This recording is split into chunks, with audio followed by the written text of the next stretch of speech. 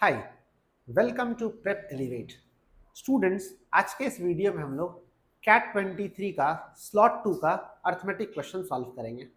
इस वीडियो को मैंने दो पार्ट में डिवाइड कर दिया जिससे कि वीडियो बहुत ज़्यादा लेंदी ना हो जाए। तो चलिए स्टार्ट करते हैं। देखिए फर्स्ट पार्ट में क्या क्या क्वेश्चन है। तो फर्स्ट क्वेश्चन है, in a company 20% of the employ work in the manufacturing department. If the total salary obtained by all the manufacturing employee is 1/6 of the total salary obtained by all the employees in the company, then the ratio of the average salary obtained by the manufacturing employees to that of average salary obtained by non manufacturing employees, ये दोनों का ratio निकालना है। तो वही arithmetic का easy वाला question है। एक चीज मैंने हमेशा बताया, अर्थमेटिक क्वेश्चन, नंबर सिस्टम का क्वेश्चन जब भी सॉल्व करो तो अपने मन से एक डेटा लेके सॉल्व करो। जब भी यहाँ पे आपको कोई नंबर्स नहीं दिख रहा, परसेंटेज, फ्रैक्शन, रेशियो दिख रहा, कोई एक नंबर ले लो, या तो 100 के मल्टीपल में जब भी परसेंटेज दिखता, फ्रैक्शन दिखेगा तो फ्रैक्शन का जो डिनोमिनेटर होता है उसका मल्टीपल में नंबर ले लो, तो बहुत ईजी क्वेश्चन हो जाता है ये। तो टोटल नंबर ऑफ एम्प्लॉय का अगर आप 100 ले लें, ठीक है, तो यहाँ पे लिखा 20% of the employ work in manufacturing department. तो 100 का 20% इज 20। तो मैन्युफैक्चरिंग में कितना 20, तो नॉन मैन्युफैक्चरिंग में आ जाएगा 80। ठीक है, इसके बाद क्या लिख रहा, total salary obtained by all the manufacturing employees is 1/6 of the total salary obtained by all the employees. तो मैन्युफैक्चरिंग डिपार्टमेंट में जितने भी एम्प्लॉय है उनका जो सैलरी है टोटल, वो पूरा कंपनी में सारे एम्प्लॉय का सैलरी का 1/6 है। अब देखिए 1/6 मिला है, तो फिर से एक ऐसा नंबर लेंगे जिसका 1/6 आप इजिली कर सको। 600 ले सकते हैं आप, 6000 ले सकते हो, 6 लाख ले सकते हो, तो हम लोग 600 ले लेते हैं। Total salary of the total employ of the company is 600। तो मैन्युफैक्चरिंग डिपार्टमेंट का सैलरी क्या हो जाएगा 100, और बच गया जो 500 वो नॉन मैन्युफैक्चरिंग डिपार्टमेंट का। Simple, total salary of the company 600, उसका 1/6 100 रुपीज मैन्युफैक्चरिंग डिपार्टमेंट में, और बाकी 500 नॉन मैन्युफैक्चरिंग में। अब देखिए पूछा क्या है, हमें निकालना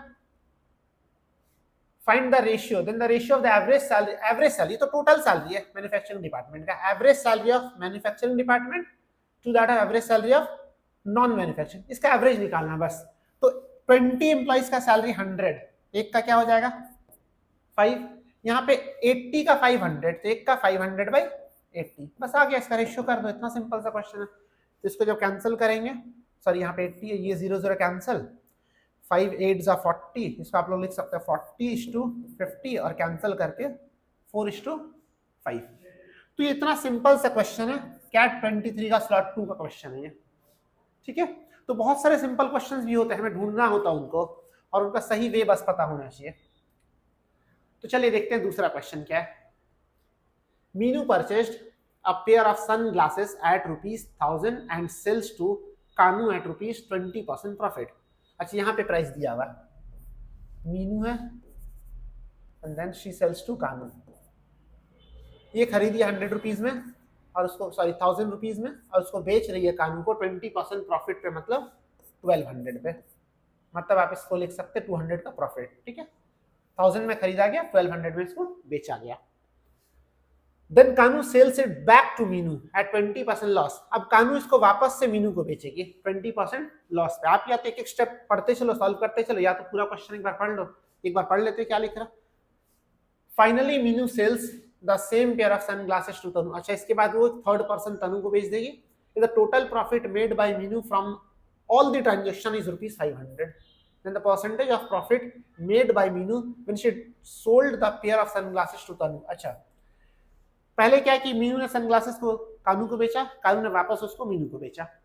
वापस क्या हो कि मीनू ने सनग्लासेस को तनु को बेचा, और पूरा होल ट्रांजेक्शन, पूरा बिजनेस में मनु को 500 का प्रॉफिट हुआ। तो क्या पूछा जा रहा है कि मीनू जब तनु को सनग्लासेस बेचती है तो कितना % प्रॉफिट पे बेचती है। तो स्टार्टिंग में इसने 1000 में खरीदा था और बेचा था 1200 में, मतलब यहाँ पे 200 का प्रॉफिट आ चुका।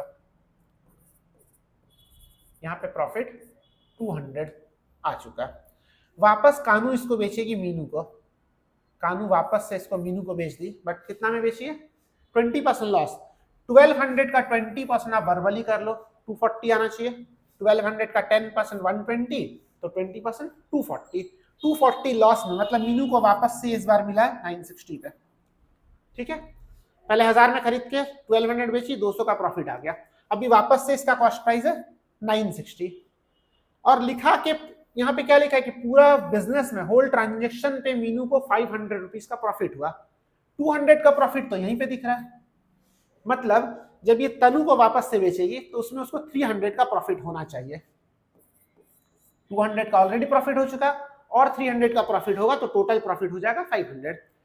तो 960 में खरीदी है और 300 का उसको प्रॉफिट चाहिए तनु को बेच करके, तो परसेंटेज प्रॉफिट पूछा जा रहा है। सेलिंग प्राइस निकालने का जरूरत नहीं, ऐड करेंगे तो सेलिंग प्राइस आ जाएगा 1260, बस जरूरत नहीं है।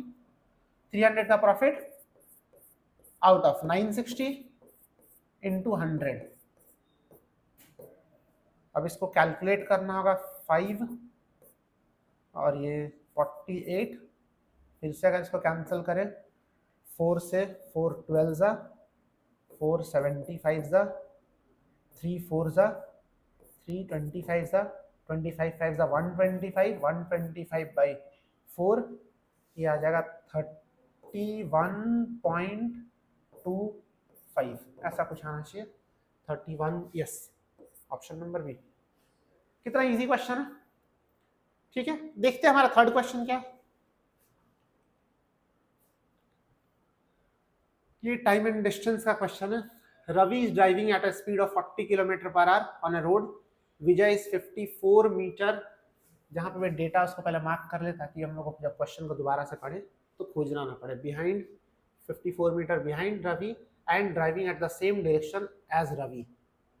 तो एक छोटा सा ड्रॉ कर लेते हैं हम लोग। रवि यहाँ पे और he is driving at the speed of 40 kilometre per our,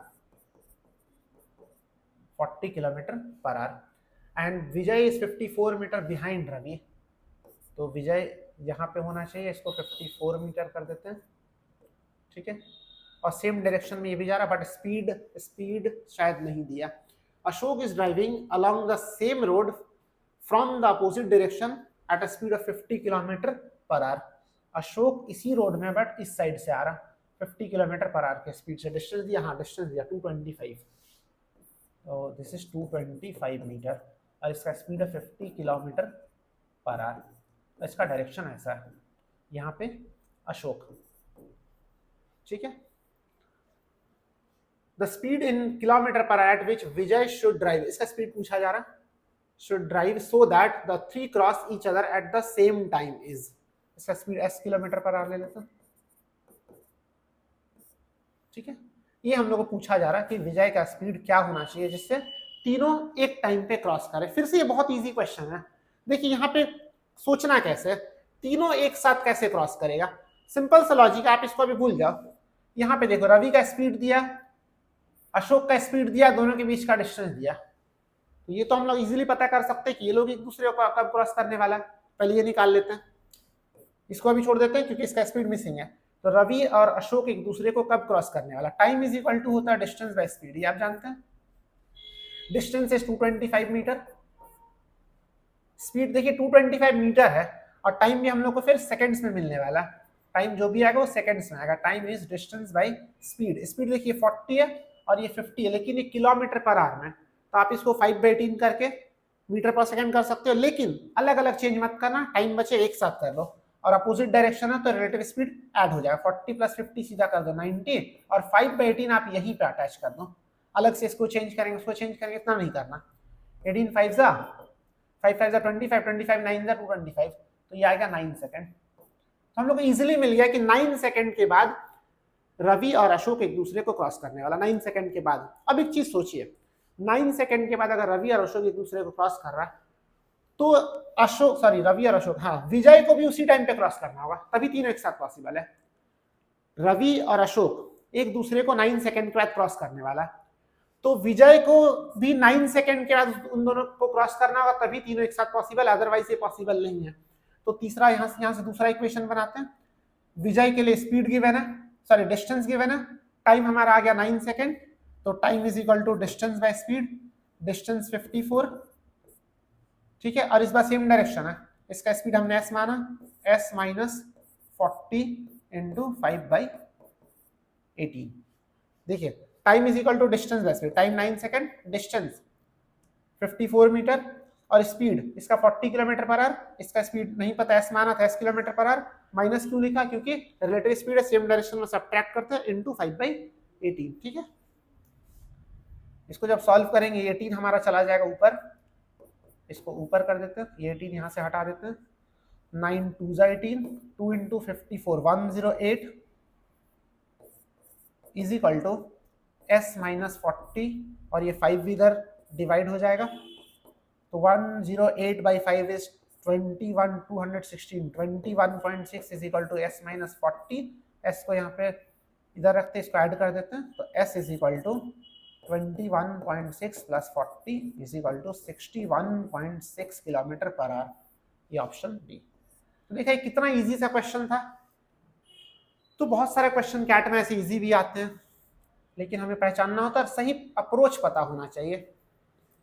तो देखिए नेक्स्ट क्वेश्चन क्या है, a container has 40 liters of milk, then 4 liters are removed from the container and replaced with 4 liters of water। 40 litre का ये container है, इसमें से 4 litre निकाल ले रहे हैं और वापस से 4 लीटर, ये पहले क्या इनिशियली मिल्क था, ठीक है, इनिशियली इसमें मिल्क था, 4 लीटर निकाल के वापस से वाटर डाल दे रहे हैं container. This process is replacing of 4 liters of the liquid in the container with an equal volume of water continue repeatedly, कितना बार क्या नहीं पता, कंटिन्यू ये प्रोसेस किया जाता है, smallest number of times of doing this process after which the volume of milk in the container become less than of the water। अच्छा बोला कि इस प्रोसेस को कितना बार हम लोग रिपीट करें कि जो वॉल्यूम ऑफ द मिल्क हो वो वाटर से कम हो जाए। तो सिंपल सा लॉजिक है, 50% से कम करना मिल्क का कॉन्सेंट्रेशन, क्योंकि फिलहाल 100% है, इसको 50% से कम करना है।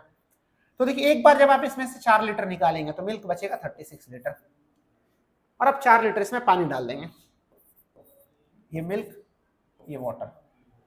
फिर आप बोलेंगे दूसरा बार निकालेंगे तो इसमें से 36 में से 4 निकालेंगे तो 32 हो जाएगा, बट ऐसा नहीं होगा। क्यों?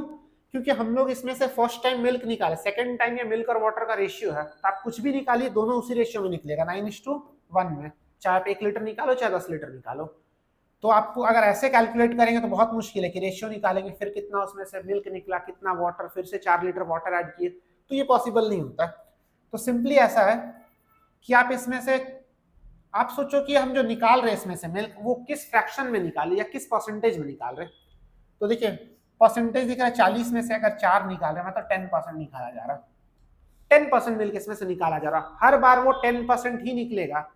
आप जितना बार भी ये प्रोसेस करो, क्वांटिटी अलग अलग हो सकता है, 4 लीटर से 3.2 हो सकता है, 3.5 हो सकता है, 1.2 हो सकता है, लेकिन परसेंटेज हमेशा 10% ही निकलेगा। मतलब हर बार मिल्क अपने ओरिजिनल वॉल्यूम का 90% बचेगा। आप जितना बार भी इसमें से मिल्क निकालेंगे वो अपने ओरिजिनल वॉल्यूम का 90% होता जाएगा। ठीक है, तो स्टार्टिंग में कितना था 40, उसको आप 90% करेंगे, एक बार निकालेंगे तो इतना हो जाएगा, सेकेंड टाइम निकालेंगे तो इतना हो जाएगा, थर्ड टाइम निकालेंगे तो इतना हो जाएगा। हमें क्या चाहिए, कब ये 50% से कम हो जाए। 50% से कम मतलब 40 लीटर का 50% 20 लीटर से कम होना चाहिए, 19.9 भी हो क्या चलेगा। तो इसको सॉल्व करते रहेंगे, सिंपल सा कैलकुलेटर निकालना, मेहनत नहीं करना ज्यादा, कैलकुलेटर जैसे एक बार कैलकुलेट करेंगे तो आप बता सकते हैं 36 आ रहा, सेकेंड बार कैलकुलेट करेंगे तो 36 9 3 24 32.4 आएगा, इतना कुछ आ जाएगा। ऐसे करके आप कैलकुलेट कर सकते हो। तो इस क्वेश्चन में ज्यादा मेहनत नहीं करना, सिंपल सा लॉजिक क्या है, कैलकुलेटर निकालो, 40 लिखो यहाँ पे और 0.9 0.9 0.9 ऐसे करते रहो, जहां पे ये वैल्यू 20 से कम आ गया वहां पे रोक देना। कैलकुलेटर कैट में अलाउ करता है, लेकिन अगर दूसरे एग्जाम में आ गए जहां पे कैलकुलेटर अलाउ नहीं कर रहा तो कैसे करेंगे, तो फिर दूसरा तरीका मैं बता देता हूँ। देखिए इस 40 का कोई यूज ही नहीं है, बिकॉज बोला है कि कॉन्सेंट्रेशन ऑफ मिल्क 50% से कम होना चाहिए। तो अगर ये 40 लीटर हो चाहे 100 लीटर, उससे क्या फर्क पड़ता है, कॉन्सेंट्रेशन 50% से कम होना चाहिए। तो सिंपल से हम लोग को 90/100 या 100 लेके भी कर सकते हैं, या सिंपली 0.9 इंटू 0.9 इंटू 0.9, इसका वैल्यू देखिए कब 0.5 से कम हो जाए। या फिर आप ऐसे भी कर सकते हो, 100 लेके भी कर सकते हो कि स्टार्टिंग में 100 था, एक बार जब 90% किया कितना बच गया, आप यहाँ पे लिखते चलना, एक बार में कितना हो गया 90, सेकेंड टाइम जब 90% करेंगे 90 का 90% 81, थर्ड टाइम जब 90% करेंगे, अब 81 का 90% आपको लगता है बहुत टफ है, मत किए 90%, 10% ऐसे माइनस कर दिए, 81 का 10% 8 माइनस कर दीजिए बस, क्योंकि हम लोग अप्रॉक्स चाहिए, पूरा एग्जैक्ट नहीं चाहिए। 81 माइनस 8 73, थर्ड फोर्थ बार जब करेंगे 73 माइनस 7.3 65.7 समथिंग आ जाना चाहिए, 65.7। फिफ्थ टाइम जब करेंगे तो इसमें से 10% आप 6.5 माइनस कर दीजिए, कितना बचेगा 60 हो जाएगा ये, 6.7 सॉरी कितना 6.5 जब माइनस करेंगे तो ये आ जाएगा 59 आ जाएगा। सिक्स बार जब आप करेंगे तो 59 में से जब आप 10% माइनस करेंगे, 59 का 10% अप्रॉक्स 6 मतलब ये 53। सेवेंथ टाइम जब आप करेंगे तो सेवेंथ टाइम में 53 का 10% 5 पॉइंट समथिंग जैसे ही माइनस हुआ 50 के नीचे आ गया, 48 या समथिंग, एग्जैक्ट लिखने की जरूरत नहीं, हम बार बार बोल रहे, मेरे को यहाँ से पता चल गया 48 या 49 50 से नीचे आ चुका, तो आपका आंसर क्या होना चाहिए सेवेंथ टाइम में। ठीक है, तो अगर कैट में आता है क्वेश्चन, जैसे कैट का पास्ट कैट इस तरह क्वेश्चन, तो कैट में ऑब्वियसली कैलकुलेटर यूज कर सकते हैं, लेकिन नॉन कैट एग्जाम में मैक्सिमम में कैलकुलेटर यूज करना नहीं मिलता, तो उस केस में क्या करेंगे आप, ये अप्रोक्सीमेट कैलकुलेशन कर लेंगे। ठीक है, तो फर्स्ट पार्ट में हम लोग ये क्वेश्चंस देखे, नेक्स्ट पार्ट में जो बाकी जो क्वेश्चंस बच गए उसको हम लोग सॉल्व कर लें। ठीक है, थैंक यू सो मच।